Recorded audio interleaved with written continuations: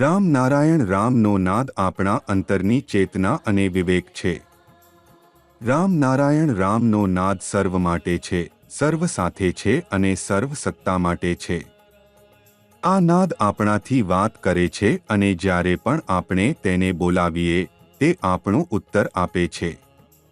આ અવાજ આપણું આહ્વાન સાંભળે છે, સમજે છે અને આપણા નજીક આવે છે. આ આપણા સર્વ કાર્યો પૂર્ણ કરી દે છે.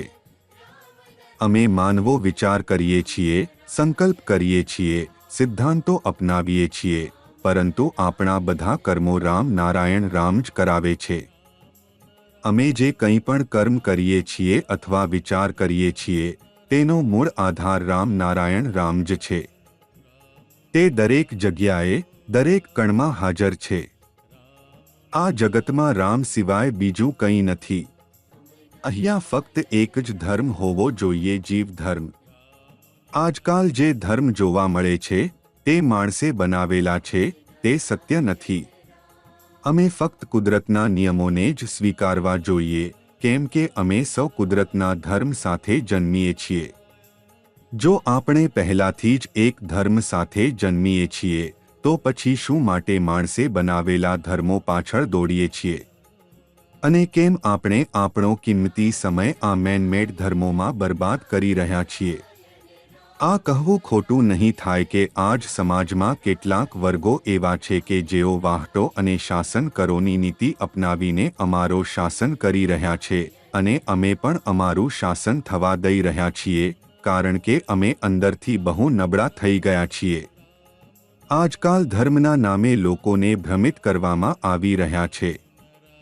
આ એક સામાજિક દુર્ભાગ્ય છે કે એક તરફ લાખો બાળકો ગરીબીની રેખાથી નીચે જીવી રહ્યા છે, જેમને એક ટાઈમનું પણ સંતોષકારક ભોજન મળતું નથી, અને બીજી બાજુ મંદિરોમાં મૂર્તિઓ પર લીટર અને લીટર દૂધ, દહીં અને ઘી ચઢાવવામાં આવી રહ્યા છે.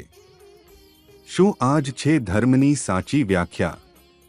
જ્યારે માનવની ઉત્પત્તિ પૃથ્વી પર થઈ ત્યારે તે સંપૂર્ણપણે કુદરતના નિયમો હેઠળ હતો. તેને બાહ્ય દુનિયાથી કોઈ લેવા દેવા નહોતું. કુદરત જ તેની બધી જરૂરિયાતો પૂરી કરતી હતી. પણ ધીમે ધીમે તેણે બાહ્ય દુનિયાની લાલચમાં ફસાવવામાં આવ્યો અને મેનમેડ વસ્તુઓમાં ફસાવી દેવામાં આવ્યો. આ ક્રમમાં જાતિ, ધર્મ, બંધારણ, સારો ખરાબ વગેરે બધા માનવ પર લાદી દેવામાં આવ્યા. પરિણામ? આજ મનુષ્ય અલગ થઈ ગયો છે અને અનેક જૂથોમાં વહેંચાઈ ગયો છે. આજે કુદરતના નિયમો કરતાં માનવ બનાવટ સરકારો અને સિસ્ટમો શાસન કરી રહી છે. જ્યારે કોઈ વ્યક્તિ રામ નારાયણ રામ સાથે જોડાય છે ત્યારે તેનું જીવન સ્વાભાવિક રીતે સ્થિર અને શાંતિમય બની જાય છે. રામ નારાયણ રામના ઉપદેશો હંમેશા અમને શીખવે છે કે અમારી વિચારધારા હકારાત્મક રાખવી જોઈએ, સારા કામ કરવા જોઈએ અને જ્યાં સુધી શક્ય હોય ત્યાં સુધી લોકોની મદદ કરવી જોઈએ. રામ નારાયણ રામ દ્વારા સમાજમાં વ્યાપી તમામ નકારાત્મક ઉર્જાનો નાશ થાય છે અને વિશ્વ વધુ પ્રકાશમય અને શાંતિમય બને છે.